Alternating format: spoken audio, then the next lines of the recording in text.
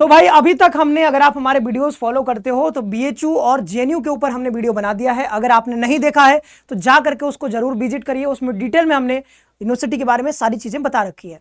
अब इसी कड़ी में आगे बढ़ते हैं और आज बात करने वाले इस वीडियो में इलाहाबाद यूनिवर्सिटी के बारे में सारी चीजें इसमें डिस्कस करेंगे। कौन कौन से कोर्सेस यहाँ पर हैं, कैसे आप एडमिशन ले सकते हो, एडमिशन प्रोसेस क्या होता है, ठीक है, कितने सीट्स हैं, हॉस्टल है नहीं है, हॉस्टल का फी कितना लगेगा, कोर्स का फी कितना लगेगा, तमाम चीजें हैं। मतलब सारी चीजें इस सिंगल वीडियो में आपको पता चलने वाला है, ठीक है। तो इलाहाबाद यूनिवर्सिटी के ऊपर बात करेंगे। इसको ऑक्सफोर्ड ऑफ द ईस्ट कहा जाता है, आपने सुना ही होगा, और इसको लगभग 135 प्लस साल हो चुके हैं।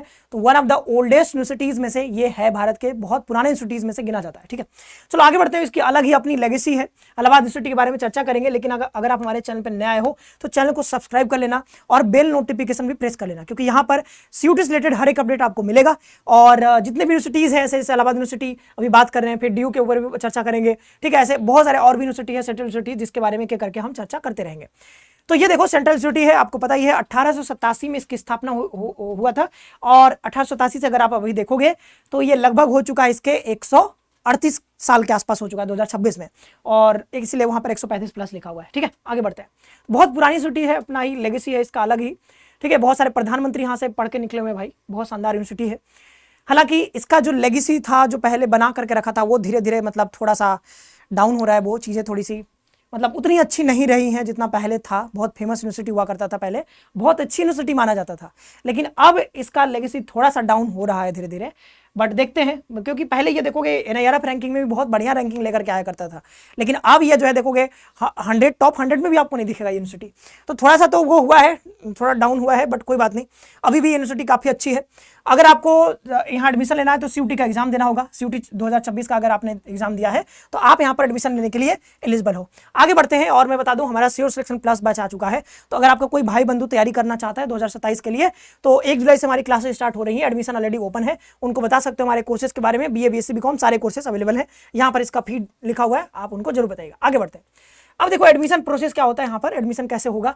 सबसे पहली बात कि आपको सीयूटी का एग्जाम देना होगा 2026 में, आपने अगर दिया है। और फिर क्या होगा कि आपका रिजल्ट आएगा, स्कोर कार्ड डाउनलोड करोगे, फिर इलाहाबाद यूनिवर्सिटी का अपना रजिस्ट्रेशन पोर्टल होता है, वहां पर जाकर के रजिस्टर करोगे। और एबीसी आईडी बहुत जरूरी होता है रजिस्ट्रेशन के टाइम, तो एबीसी आईडी आप बनवा लीजिएगा, ठीक है।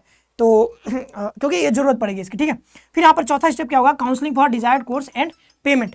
तो यहाँ पर क्या होगा कि आपका यहाँ पर काउंसलिंग आपको करवाना पड़ेगा, ठीक है। काउंसलिंग में आप पार्टिसिपेट करोगे, रजिस्ट्रेशन कराओगे, काउंसलिंग में सारी चीजें मतलब अपना प्रेफरेंस वो सब भरते हो। फिर अगर आपको यहाँ पर ये सब करने के बाद आपको, अगर आपको सीट अलॉट हो जाता है, सीट अलॉट हो जाता है, तो सीट अलॉटमेंट के बाद आप क्या करते हो, यहाँ पर फी पेमेंट करते हो। फी पेमेंट करने के बाद आपका सीट अलॉटमेंट हो जाता है, मतलब आपका एडमिशन हो जाता है। फिर यहाँ पर डाउनलोड अपना फी रिसिप्ट, आप यहाँ पर जो भी आपने पेमेंट किया है और जो एडमिशन कार्ड अपना एडमिशन हो जाएगा उसका कार्ड, वो दोनों डाउनलोड करने के बाद एक दिन रिपोर्ट आपको करना होगा, मतलब अपने डिपार्टमेंट में। तो वो आपको डेट दे दिया जाएगा कि भाई आपको इस डेट पे यहाँ पर रिपोर्ट करना है, वेन्यू वेन्यू सब बता दिया जाएगा। तो वहाँ पर आपको जाना होगा, ऑफलाइन वेरिफिकेशन हो जाएगा, फिर आपकी क्लासेस स्टार्ट हो जाती है। अब देखते हैं क्वालिफिकेशन क्या है। तो वही क्लास 10+2, मतलब 10+2 आप पास आउट होने चाहिए या फिर अपीयरिंग होने चाहिए, आप यहाँ पर एडमिशन ले सकते हो। कोर्सेज कौन कौन से हैं, तो कोर्सेज तमाम कोर्सेज यहाँ पर बीए है, बीएलएलबी है, बीएफए है, बीपीए है, वीवोक के कोर्सेज हैं, बीए मीडिया स्टडीज है, 5 year integrated programme in management, BBA और एमबीए। देखो बीबीए और एमबीए जैसा प्रोफेशनल कोर्स भी यहाँ पर है। ये 5 साल का कोर्स हो जाएगा क्योंकि ये इंटीग्रेटेड है। 5 ईयर इंटीग्रेटेड, ये जो डिजास्टर मैनेजमेंट में भी एक कोर्स होता है, ये भी आपका 5 ईयर का कोर्स है। इसके बाद क्या है, प्रोग्राम स्पेसिफिक सब्जेक्ट रिक्वायरमेंट यहाँ पर क्या है। तो देखो जितने भी कोर्सेज यहाँ पे है यूजी में, सब में क्या है कि हिंदी या इंग्लिश में से कोई एक लैंग्वेज चाहिए, हिंदी इंग्लिश में से कोई एक लैंग्वेज। जनरल एप्टीट्यूड टेस्ट आपको यानी कि जीएटी लेना है। तो एक तो लैंग्वेज हो गया, जीएटी हो गया, और इसमें से कोई एक डोमेन सब्जेक्ट लेना होता है।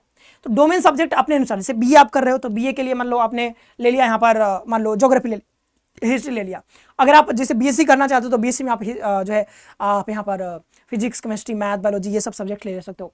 अगर आप कॉमर्स में लेना चाहते हो, ठीक है, तो कॉमर्स में आप क्या कर सकते हो, यहाँ पर जैसे कि यहाँ पर एंटरप्रेन्योरशिप ऐसे कुछ सब्जेक्ट्स होंगे ना, वो सब ले सकते हो, ठीक है। तो ये रहा यहाँ पर कोर्सेज के बारे में। और भी कोर्सेज है, जैसे 5 year integrated programme in family and community sciences है, इसके लिए भी वही चीज़ है, यहाँ पे पढ़ सकते हो ये पर, जैसे फिजिक्स केमिस्ट्री इसमें से कोई एक ले सकते हो। फिर यहाँ पर बीकॉम है, तो बीकॉम के लिए यहाँ पर से हिंदी इंग्लिश, देखो हिंदी इंग्लिश में से कोई एक लैंग्वेज और जनरल एप्टीट्यूड टेस्ट, वो तो सेम ही रहेगा सब में, बस यहाँ पे बदल जाएगा डोमेन। तो डोमेन जैसे बीकॉम है तो बीकॉम के सब्जेक्ट्स आप ले सकते हो, जैसे कि यहाँ पर कंप्यूटर साइंस ले सकते हो, बायोलॉजी ये सब भी ले सकते हो, और इन्वायरमेंटल ऊपर क्या लिखा है, अकाउंटेंसी है ना, अकाउंटेंसी ले सकते हो, फिजिक्स कुछ भी ले सकते हो इसमें से। आगे बढ़ते, कोई एक लेना होता है। फिर यहाँ पर बीएससी मैथ्स ग्रुप है, बीसीए है, मतलब कि कंप्यूटर साइंस, कंप्यूटर एप्लीकेशन का भी कोर्स है भाई, देखो इतना बढ़िया प्रोफेशनल कोर्स भी है। फिर बीसीए और एमसीए का 5 ईयर का इंटीग्रेटेड कोर्स होता है डेटा साइंस में, वो भी प्रोफेशनल कोर्स है, 5 साल का होगा। वीबोक भी होता है सॉफ्टवेयर डेवलपमेंट में। बीएससी बायोलॉजी ग्रुप के लिए भी यहाँ पर है, तो ये भी सब देख सकते हो। देखो टेस्ट पेपर 3 ही लेने होते हैं, टेस्ट पेपर ये सब बदलेगा, डोमेन बदलेगा, बाद बाकी लैंग्वेज और जनरल एप्टीट्यूड जीएटी तो सेम ही रहेगा। आगे बढ़ते हैं, टेस्ट पेपर सिलेक्शन शॉर्ट में समझना चाहते हो तो ये मैंने लिख दिया है, एक लैंग्वेज हिंदी इंग्लिश में से कोई एक डोमेन और एक जीएटी। तो आपका जो कट ऑफ बनेगा वो 750 नंबर पे बनेगा, क्योंकि आपको पता है कि एक टेस्ट पेपर 250 नंबर का होता है, तो 750 नंबर पे आपका कट ऑफ बनता है। अब देखते हैं कि भाई यहाँ पर फी कितनी लगेगी आपकी। तो पहले फी कितना था देख सकते हो, 975 रुपये था। तो जब ये बढ़ाएगी तो बहुत बवाल भी हुआ था, लेकिन अब जो है फी फाइनली बढ़ चुका है। तो जैसे बीए करना चाहते हो तो आपका फी जो लगेगा एनुअल फी है 3,901 रुपये। बीएससी के लिए आपका फी कितना होगा 4,151 रुपये। बीकॉम के लिए जो फी आपका 3,901 रुपये। एमएससी के लिए, अब एमएससी तो आप करोगे नहीं अभी, आप यूजी के बारे में हम बात कर रहे हैं, ठीक है। तो ये हो गया यहाँ पर एलएलबी का जो कोर्स है, एलएलबी यूजी वाले बच्चे कर सकते हो, तो यहाँ पर मतलब 12th के बाद कर सकते हो। तो यहाँ पर क्या है एलएलबी का फी कितना है, वो भी है 4,661 रुपये। तो ये मैंने यहाँ पर फी के बारे में आपको बता दिया। आगे बढ़ते हैं कि भाई आप कहोगे सर हॉस्टल मिलता है कि नहीं, तो हाँ जी हाँ, यहाँ पर हॉस्टल की भी सुविधा है। हॉस्टल देखोगे टोटल यहाँ पर 8 हॉस्टल हैं। ये किसके लिए, बॉयज़ हॉस्टल है, ठीक है। अमरनाथ झा हॉस्टल, ठीक है। डायमंड जुबली हॉस्टल, सर क्या है नाम, गंगानाथ झा हॉस्टल, ठीक है। पीसी बनर्जी हॉस्टल है, सुंदरलाल हॉस्टल है, टीसी हॉस्टल है, फिर जो है एस राधाकृष्णन हॉस्टल है, सत्यवती बॉयज हॉस्टल है, ठीक है। तो शताब्दी है, सत्यवती पढ़ रहा हूँ, शताब्दी है। फिर यहाँ पर गर्ल्स हॉस्टल क्या है, Sarojini Naidu girls hostel, Priyadarshini girls hostel है, कल्पना चावला गर्ल्स हॉस्टल है, ठीक है। शताब्दी गर्ल्स हॉस्टल है, अच्छा शताब्दी बॉयज हॉस्टल भी है, शताब्दी गर्ल्स हॉस्टल भी है, ठीक है। महादेवी वर्मा गर्ल्स हॉस्टल है, hall of residence girls hostel. तो टोटल 6 यहाँ पर आपके हैं। और जहाँ पे स्टार लगा हुआ है, foreign girls student will also be accommodated in the hall of residence. तो यहाँ पर जो है फॉरेन जो स्टूडेंट्स होंगे, जो बाहर के मान लो नेपाल के स्टूडेंट्स आ जाते हैं पढ़ने, तो ये जो है यहाँ पर एडमिशन, मतलब उनको ये वाला हॉस्टल मिलेगा। तो ये टोटल आप देख सकते हो बहुत सारे हॉस्टल्स हैं, तो हॉस्टल मिलने के चांसेस आपके हैं। और अगर हॉस्टल नहीं भी मिलता तो आप बाहर जो है रूम लेकर के यहाँ पर पढ़ाई कर सकते हो। आगे बढ़ते हैं, अब देखें कि यहाँ पर फी कितना लगेगा। तो फी यहाँ पर जो लगेगा आपका, वो एनुअल चार्ज यहाँ पर मैं बता रहा हूँ 18,000 से लेकर के 19,000 आपका एनुअल फी होगा हॉस्टल का। साथ ही साथ यहाँ पर 5,000 कॉशन मनी भी आपको डिपॉजिट करवा जाएगा। तो टोटल कितना हो जाएगा, 8 5 13 मतलब 23,000 के आसपास आपका फी हो जाएगा। ये कॉशन मनी है 5,000, तो ये आपको बाद में मतलब वापस भी कर दिया जाएगा। तो 18,000 से 19,000 हो गया। साथ ही साथ यहाँ पर मेस चार्ज होगा वो 40 से 50 रुपये पर डाइट, मतलब मान लो सुबह आप खाना खाते हो तो 40 रुपये या 50 रुपये जो भी है, फिर मान लो शाम को खाते हो तो उसका भी 50 रुपये। तो ऐसा करके डेली का मान लो 100 रुपये आपका लग जाएगा सुबह शाम। और मान लो बीच में आप कुछ स्नैक्स लेते हो तो उसका अलग से हो जाएगा। तो 50 रुपये आप डेली मान लो 100 रुपये, तो टोटल मिलाकर के 120 रुपये डेली आपका लगने वाला है। 10-20 रुपये का चाय पकौड़ा वो सब खाओगे तो 120 रुपये, तो 12 महीने का आप जोड़ सकते हो, तो लगभग 1,44,000 मतलब 1.5 लाख रुपये आप मान सकते हो, ठीक है। 1.5 लाख रुपये आपका यहाँ पर हो जाएगा, ठीक है। क्या कह रहा था, 50 12 महीने का आपका, एक दिन का ये इतना हो गया ना जी, 120। अरे मैं गलत जोड़ रहा हूँ भाई, गलत जोड़ रहा हूँ, गलत कैलकुलेशन कर रहा हूँ। 120 रुपये एक दिन का हो गया, तो 30 दिन का कितना हो जाएगा, 12 3 36 रुपये आपका हो जाएगा एक महीने का। इसमें फिर आप 12 से मल्टीप्लाई करोगे तब जाकर के आपका यहाँ पर निकलेगा, ठीक है। तो 3 धामे 30 तो ऐसे ही हो जाएगा भाई, बहुत हो जाएगा, मतलब देख लेना आपका 36,000 40,000 लगभग 40 से 50,000 आपका हो जाएगा। 40 से 50,000 आपका यहाँ पर हो जाएगा, ठीक है। तो ये आपका मेस का चार्ज हो जाएगा, ये अलग से है, मतलब आप 18 से 19,000 साल भर का ये हो गया, फिर अलग से 40-50,000 और खाने पीने का, ठीक है। तो वो आपका मेस चार्ज अलग से हो जाएगा। अच्छा, यहाँ पर एक और नियम, जैसे बीएचयू में बताया था कि बीएचयू में क्या बताया था कि 8 किलोमीटर आपका दायरा होना चाहिए, मतलब 8 किलोमीटर के अंदर आपका घर है तो फिर आप एडमिशन नहीं ले पाओगे हॉस्टल में। 8 किलोमीटर से ज़्यादा मतलब बाहर आपका उस रेडियस से बाहर आपका घर है तो बीएचयू में एडमिशन हो जाता है, मतलब एलिजिबल रहोगे आप हॉस्टल में लेने के लिए।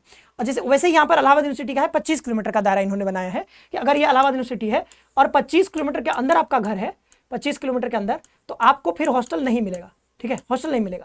लेकिन अगर 25 के बाहर आप कहीं पे इधर घर है तो आप यहाँ पर एडमिशन लेने के लिए, हॉस्टल में एडमिशन के लिए आप एलिजिबल रहोगे। तो ये हॉस्टल फी के बारे में बता दिया, कोर्स के फी के बारे में बता दिया। तो ये लगभग सारी चीज़ें, मतलब कोर्स फी सारी चीज़ें लगभग मैंने डिस्कस कर लिया है। बाद बाकी और भी कुछ जानना है, जितना इंपॉर्टेंट चीज़ें वो मैंने आपको बता दिया है।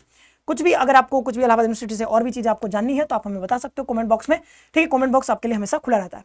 तो आज के लिए तय रखते हैं, और जो भी आपके भाई बंधु कुछ तैयारी करना चाहते हैं, आपके आस पड़ोस में कोई बच्चा तैयारी करना चाहता है 2027 के लिए, तो हमारा सीओ सिलेक्शन बैच आ चुका है और ये 1 जुलाई से क्लासेस स्टार्ट हो रही हैं। 2999 रुपए इसकी फी है। तो आज की वीडियो में इतना ही रखते हैं। आप सभी का बहुत बहुत धन्यवाद। खुश रहो, पढ़ते रहो और अपना ख्याल रखो।